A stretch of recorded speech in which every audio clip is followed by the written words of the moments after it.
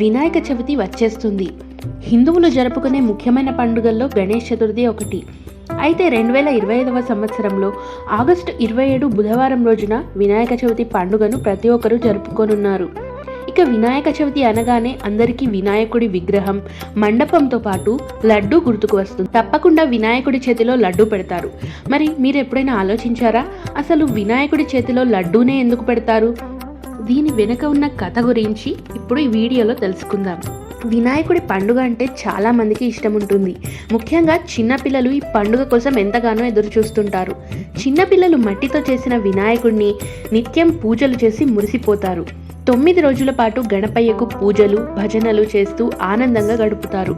ఇక పెద్దవారు సైతం వినాయక చవితి పండుగను చాలా ఆనందంగా జరుపుకుంటారు. ఇక పండుగ రాబోతోంది అంటే చాలు ప్రతి ఒక్కరూ ఎలాంటి డిజైన్తో మండపం వేయాలి, అన్నదానం, చందాలు వసూలు చేయడం, ఎంత పెద్ద లడ్డు కొనుగోలు చేయాలని లెక్కలు వేసుకుంటుంటారు. ముఖ్యంగా గణపయ్య చేతిలో పెట్టే లడ్డు గురించి ఎన్నో జాగ్రత్తలు తీసుకుంటారు. ఎందుకంటే దీనికి ప్రత్యేక స్థానం ఉంటుంది కనుక. అయితే ఇలా గణపయ్యకు నైవేద్యంగా లడ్డు ప్రసాదమే పెట్టడం వెనుక ఓ కథ ఉన్నది. పురాణాల ప్రకారం లడ్డు అంటే వినాయకుడికి చాలా ఇష్టం.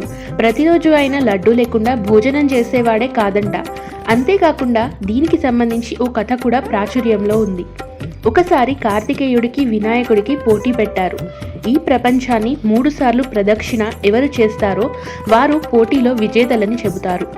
ఆ సమయంలో కార్తికేయ తన మయూరంపై ప్రపంచాన్ని చుట్టేస్తే వినాయకుడు మాత్రం శివపార్వతుల చుట్టూ ప్రదక్షిణలు చేస్తారు. తల్లిదండ్రులే తన ప్రపంచమని చెబుతాడు.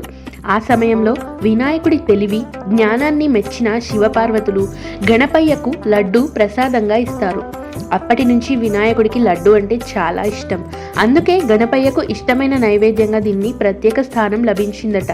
అలాగే గణపతి చేతిలో ఉండే లడ్డు అనేది జ్ఞానం, ఆనందం, సంపూర్ణత్వానికి సూచనంట. దీనిని తినడం వలన మంచి జ్ఞానాన్ని పొందటమే కాకుండా సంతోషాన్ని కూడా పొందుతారని చెబుతుంటారు పండితులు. అందుకే చాలా మంది దీనిని ఎక్కువ డబ్బులు పెట్టి వేలంలో కొనుగోలు చేస్తుంటారు.